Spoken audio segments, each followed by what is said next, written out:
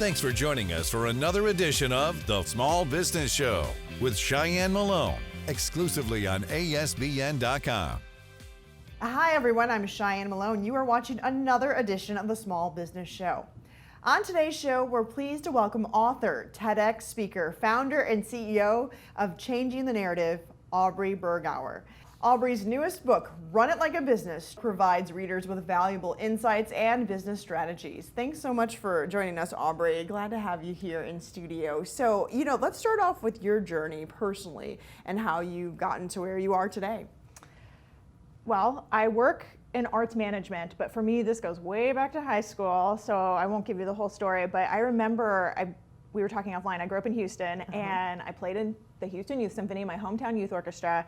But I remember when I was a sophomore, the orchestra went through an executive director change. And before rehearsal one day, they introduced this new person to us kids and said like a sentence about what that was. And for me, that was the light bulb moment of, there's a job where you can be in the arts, but you're managing this whole operation. And I thought, that's the job I want. I don't want to play my instrument forever.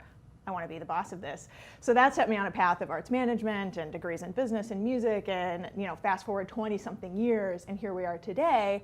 And there's a lot to say about the business side of the arts and how do we optimize that. And that's what brought me to the book and why we're here. Yeah, to take your, things that you've learned, right, and your experience, and to apply it to an art that you love. What's that like? And tell us a little bit more about what exactly inspired you.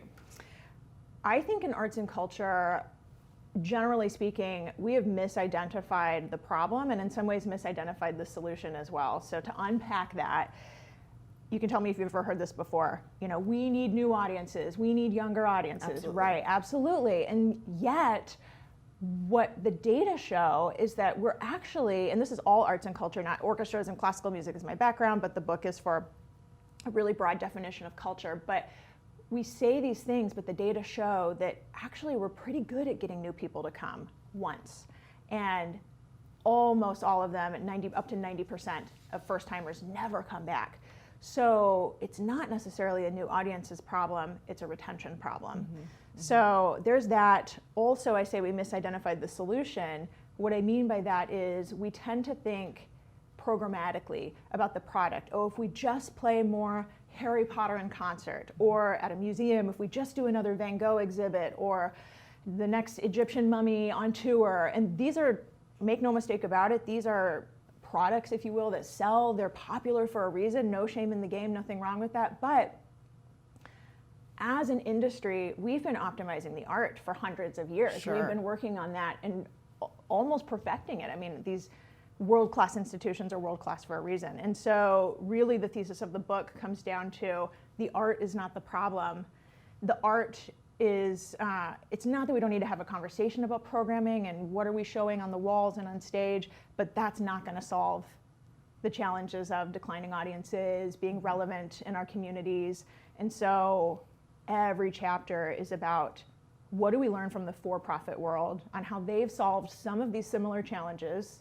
How do we apply it to what we do? Hence the run it like a business. Hence the run it like a business. Yes. Okay, so tell me this. I think a lot of times you have someone who is so strong in their art, right? The artistic ability is there. But when it comes to financials, not so much. How do you find a little bit more balance with that? Yeah, I mean, you nailed it in so many ways. I say often that our offstage talent needs to match our onstage talent because it is so difficult to win a job in an orchestra, for example. I say this in the prologue, it's harder statistically to win a job at a full-time professional orchestra than it is to get drafted into the NBA. Oh, wow. Like if you just look at graduates going Yeah. into each respective discipline, percentage-wise, it's more difficult.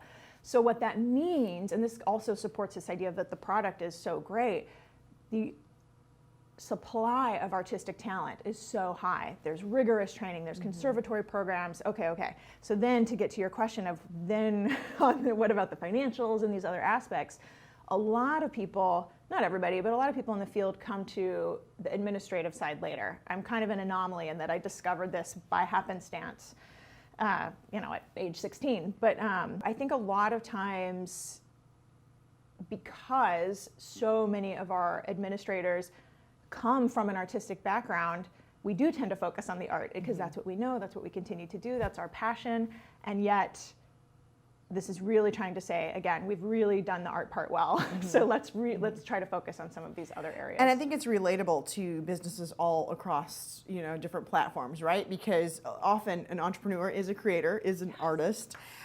So I like where you say multiplying money. How does that come in? Yeah, get to the good stuff. Yes, right? I'm a numbers girl, but I also like money. Raise Yes. your hand if you like making money. Yes, All of us, yes, right? everyone. And so, I don't just mean us as individuals. I also mean for our institutions, because when we have the funding we need, it supports the mission. It supports the art we're trying to produce. It's expensive to produce world-class art. It takes a lot of people on stage, off stage, managing the galleries and the exhibits. If you're a visitor-based organization like a zoo or a botanical garden, it's just a very labor-intensive industry. And to do mission-driven work at a labor-intensive industry or organization means we got to find a way to pay the bills. Absolutely. Yeah. And you mentioned too, taking, some advice from for-profit businesses. Any lessons that we can apply? Yes, so every chapter in the book is a different lesson, really. Okay. So to give some examples, user experience research. Doing user experience research completely, I don't want to be overly dramatic, but kind of changed my life in terms of how I think about the audience, the user of art's product. And so how do we do user experience research? That's a term I used to not know. 10 years ago, I didn't even know that that's what it was called. And so that's one example. Another chapter is about the subscription and membership economy. So all kinds of small businesses and big businesses have some sort of subscription product or membership product. It is such a prolific model, and it's thriving, this subscription membership model. Yet in the arts, it's on the decline. Subscriptions are on the decline. Some people would even say, oh, the subscription model's dead. And I thought, well, wait. I think Amazon would disagree that the subscription model's dead. I think Netflix would disagree. Small businesses all over the US would disagree. And so I really dug into the research on that chapter of, okay, what are we doing differently in the arts? What are modern best practices for a thriving subscription model? And so that was a whole chapter on that, and what do we learn from the businesses that are doing that well. One more example, digital content. So many of us inside and outside the arts, we know during lockdown everything went all digital, especially for an arts organization that relies on in-person experiences. It was brutal. A silver lining of that is we became very competent with our digital offerings. Yet, I think we got kind of confused. It's not a product substitute. And so, as we know, digital content, whether that's Instagram or a recording on Spotify or a video on YouTube, like digital content drives desire for more, for that in-person experience. So how do we take that model that so many businesses everywhere are employing and apply it to our work? So I could go on and on, but those are some examples of the lessons. And when people are looking at your book and reading your book, what are some key takeaways that you want to leave readers with? I would say, first and foremost, the art is not the problem. Like I said, we've really done such a good job on the whole as an industry of making exceptional art. And not to say that there's not a conversation to be had about expanding our programming and representation, and all of that's in there too. But first and foremost, we should be so proud of our product. Not every business gets to say, we've nailed it with a strong product. I think the arts get to say that. And so that's thing one. And then thing two is to say that when we look at optimizing these other parts of our business, the offstage parts outside of the exhibits and the galleries, it is all in service to the art. These things are not mutually exclusive. One really begets the other. Any final thoughts for us today?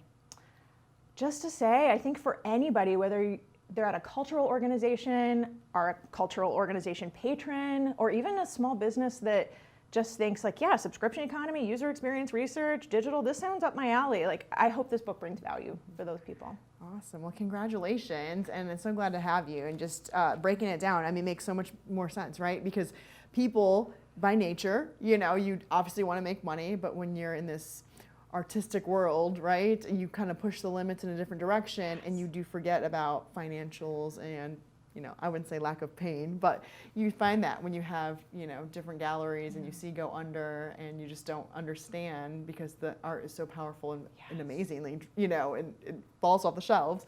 And then you see closing and shutdowns as well. A big part of that too, like you mentioned, it's a big tangible, right? Not necessarily touching it, but being there to see it.